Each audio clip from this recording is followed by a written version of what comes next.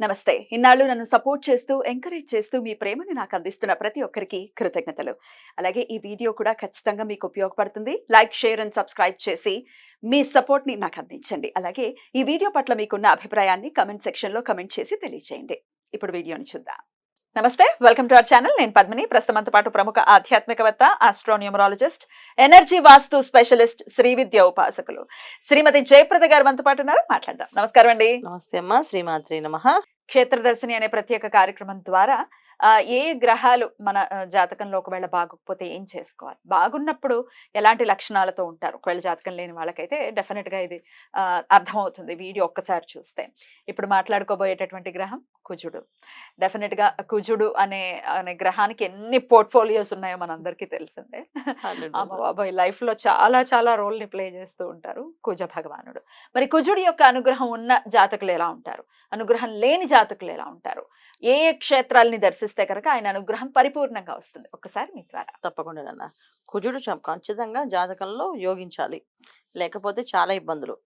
కుజుడు యోగిస్తే ఎలాంటి లక్షణాలు ఉంటాయంటే, వీళ్ళకి మెయిన్ ఆస్తులు బాగా నిలబడతాయి కుజుడు యోగిస్తే. అంటే వాళ్ళ తండ్రి ఇచ్చిన ఆస్తి, తాత ఇచ్చిన ఆస్తి మాకు ఉన్నాయండి, మా ఇంట్లో అందరి ఆస్తులు అలా ఉన్నాయి, వీళ్ళతో సంపాదించగలుగుతారు. సో భూములు బాగా సంపాదించుకోగలిగే శక్తి ఉంటుంది వీళ్ళకి. భూములు బాగా నిలబడతాయి వీళ్ళ చేతిలో. అంటే అమ్మేసుకోవడం చేసుకోవడం లేకుండా నిలబడుతుంటాయి. ఏ భూమి కొంటే ఆ భూమి అలా నిలబడుతుంటుంది. ఇది కుజుడు ఒక అనుగ్రహం ఉంటే. రెండోది రిలేషన్షిప్స్ బాగుంటాయి. వైఫ్ అండ్ హస్బెండ్ ఇద్దరు అండర్స్టాండింగ్. కళ్ళలో కళ్ళు చూసుకుంటే అర్థమైపోతుంది వాళ్ళిద్దరికి భావాలు. సో ఏం చెప్తున్నారో ఆ అమ్మాయి అర్థం చేసుకుంటే, ఆ అమ్మాయి ఏం చెప్తుందో అతను అర్థం చేసుకో. అలాంటి లక్షణం కూడా కుజుడు ఒక అనుగ్రహం ఉంటుంది. తర్వాత పిల్లలు చాలా చక్కగా ఆరోగ్యంగా పుడతారు, తెలివైన పిల్లలు పుడతారు. చాలా మంచి చిన్న చిన్న పిల్లలే భగవత్ శ్లోకాలు పాడేస్తున్నారు ఇవాళ రోజున, రికార్డులు సాధించేస్తారు పిల్లలంతా. ఇవి కుజుడు ఒక అనుగ్రహం ఉంటేనే వాళ్ళకి అలాంటి పిల్లలు పుడతారు, అలాంటి సంతానం కలుగుతుంది.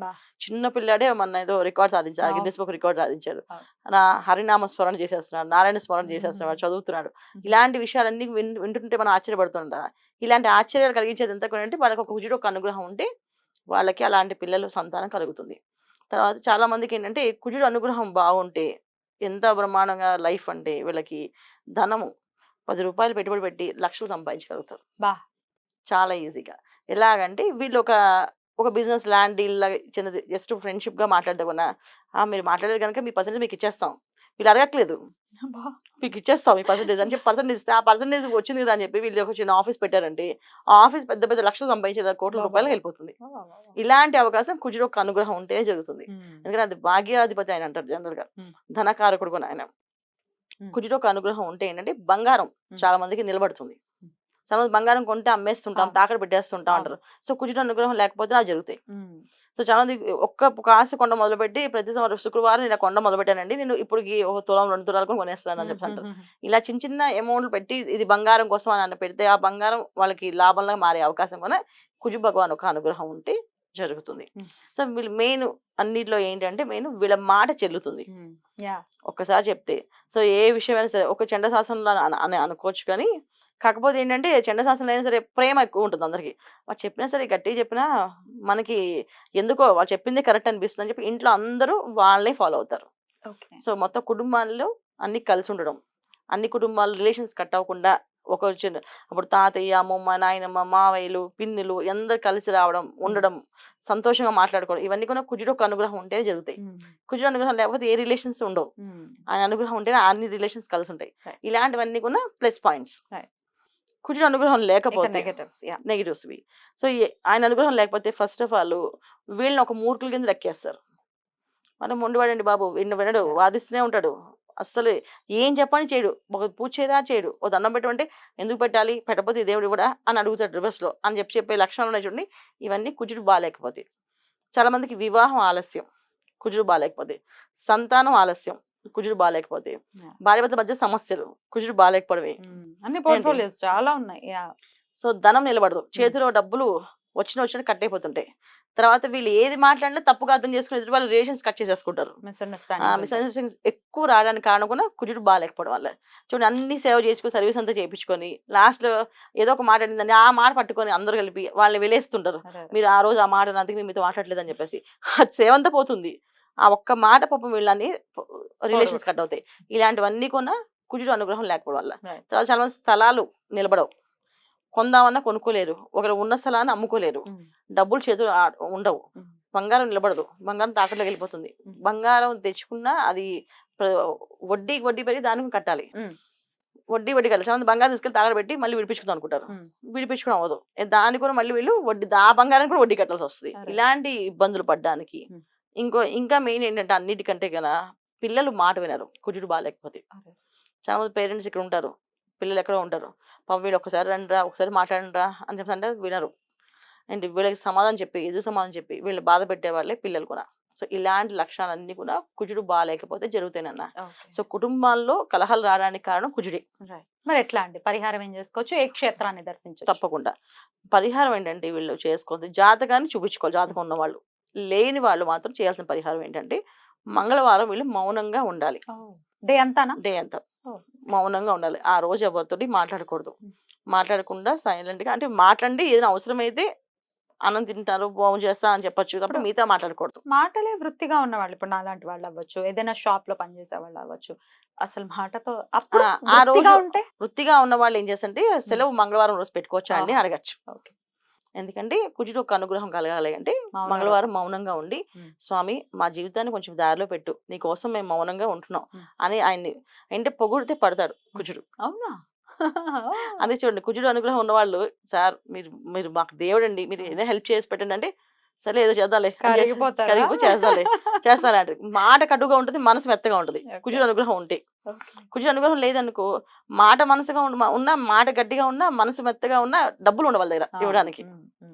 ఇవన్నీ ఉంటాయి కానీ డబ్బులు ఉండవు వాళ్ళ దగ్గర, వాళ్ళు హెల్ప్ చేయలేరు. వాళ్ళకి వీళ్ళకి చెప్పారనుకో వీళ్ళు తిడతారు, ఎందుకు పంపించాను నువ్వు లోపలికి అని చెప్పేసి. చాలా మంది ఆఫీస్ లో ఎవరైనా నేను పంపించాను లోపలికి అంటే, సరే ఆయన పంపించేశారంటే అదికే సార్ వాళ్ళకి కష్టాలు ఉంటాయి, పోయా నీ కష్టమే ఎవరు తీర్చట్లేదు, ఇప్పుడు మళ్ళీ కొత్తగా పంపించావు పో బయటికి అని అంత వస్తారు.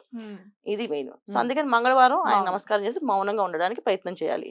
ఇంకా అవ్వలేదు అంటే ఆ రోజు ఎవరితో ఎక్కువ మాట్లాడకుండా వాళ్ళ పని వరకు మాట్లాడుకొని, నాయన ఇవాళ నేను ఎక్కువ మాట్లాడినండి, ఏం కావాలో చెప్పడా చేస్తాను, తర్వాత మళ్ళీ రేపు మాట్లాడతా అని చెప్పడం, ఇలాంటివి చేసుకొని ఉండడం. తర్వాత చాలా మంది ఉండగలిగితే ఉపవాసం ఉండి మంగళవారం పొద్దున్న సాయం దాకా ఉండగలిగితే సాయంకాలం ముద్దపప్పు, కందిపప్పుతో ముద్దపప్పు చేసుకొని నెయ్యి వేసుకొని ముద్దపప్పు అన్నం తినడం వల్ల కూడా ఆయన అనుగ్రహం కలుగుతుంది. సో ఇలా చేయాలి. క్షేత్రాలు మంగళవారం పూట లక్ష్మీ నరసింహస్వామి గుడికి ముందు ఆలయాలకు వెళ్ళాలి. ఎందుకంటే వివాహం అవ్వట్లేదు, ఆలస్యంగా అవుతుంది, వివాహం జరగలేదు, వీళ్ళు లక్ష్మీ నరసింహస్వామి ఆలయానికి వెళ్ళాలి. ఎందుకు లక్ష్మీ నరసింహ ఆలయానికి సుబ్రహ్మణ్య స్వామి ఆలయం కాకుండా అంటే, లక్ష్మీ నరసింహ ఆలయానికి వెళ్ళడం వల్ల ఏంటంటే లక్ష్మీ అమ్మవారు స్వామివారి ఒళ్ళో ఇలా కూర్చుంటుంది హృదయం దగ్గర. సో అంటే మనని అర్థం చేసుకునే మనిషి కావాలన్న అర్థంతో మనం లక్ష్మీ నరసింహ గుడికి వెళ్ళి అక్కడ తాంబూలంగా అమ్మవారికి చీర గాజులు అన్ని కలిపి ఇవ్వచ్చు. లేదు స్తోమత లేదు, నమస్కారం చేసి కొబ్బరికాయ కొట్టి దండం పెట్టుకుని రండి. మంగళవారం పూట లక్ష్మీ నరసింహ ఆలయాలు. తర్వాత సంతానం కలగట్లేదు వాళ్ళు సుబ్రహ్మణ్య స్వామి గుడికి వెళ్ళి స్వామికి సమర్పించి ముడుపులాగా ఇద్దరు భార్యాభర్తలు ఇద్దరు కొంగు ముడి అంటారు చెట్టు, ఇలాగ చీర ఆయన పంచ ఈమె కొంగు రెండు ముడి వేసుకొని ఇద్దరు కలిసి 21 ప్రదక్షిణాలు చేయాలి. సంతానం కావాలి 21 ప్రదక్షిణాలు చేయాలి. ఓకే. మంగళవారం సంతానం కలగాలి స్వామి, మాకు సత్సంతానం కావాలి. అలా ఎన్ని మంగళవారాలు? అలా 9 మంగళవారాలు అన్న. 9 మంగళవారాలు. ఈ 9 మంగళవారాల్లో వీళ్ళకి ఇబ్బంది ఉందో తెలిసిపోతుంది కదా. లేదు మళ్ళీ మనం ప్రయత్నం చేయండి, ఎందుకంటే కుజుడు ఒక అనుగ్రహం కావాలి. కావాల్సినంత వరకు ఆయన ప్రసన్నం చేసుకుని మన పని చేయాలి. ఇలా తిరగాలి. తర్వాత క్షేత్రాల దర్శనాలు, ఏ క్షేత్రాల్లో లక్ష్మీ నరసింహస్వామి క్షేత్రాలు ఎన్ని ఉన్నాయో అన్ని క్షేత్రాలు చాలా విశేషమైన ఫలితాలు వస్తాయి. సో మంగళగిరి పానకాల స్వామి, యాదగిరిగుట్ట లక్ష్మీ నరసింహస్వామి, తర్వాత మనకి సింహాచలం. సో ఎన్ని క్షేత్రాలు ఉన్నాయి, నవనరసింహస్వామి క్షేత్రాలు ఉన్నాయి. ఇవన్నీ దర్శనం చేసుకుని రావాలి. నవనరసింహస్వామి క్షేత్రాలు సంవత్సరానికి ఒక క్షేత్రం చెప్పిన వీళ్ళు నిద్ర చేసి దర్శనం చేసుకుని వస్తే ఆ సంవత్సరం అంతా కుజుడు ఒక అనుగ్రహం కలుగుతుంది వీళ్ళకి. కలగాలి అంటే మనస్ఫూర్తిగా మనసు పెట్టి ఇది పరిహారం చెయ్యాలి, ఇది తప్ప మనకు వేరే మార్గం లేదు, నువ్వే దిక్కు స్వామి అని అంటే ఖచ్చితంగా కలుగుతుంది. అలా కలగాలి అని మనస్ఫూర్తిగా కోరుకుంటూ చాలా అద్భుతంగా వివరంగా తెలియచేశారు. ఏం చేయొచ్చు ఏం చేయకూడదు, జాతకం తెలియని వాళ్ళకి కూడా ఒక్కసారి వీడియో చూస్తే అర్థమైపోతుంది కుజుడు వాళ్ళకి ఎలాంటి. శ్రీమాత్రే నమః.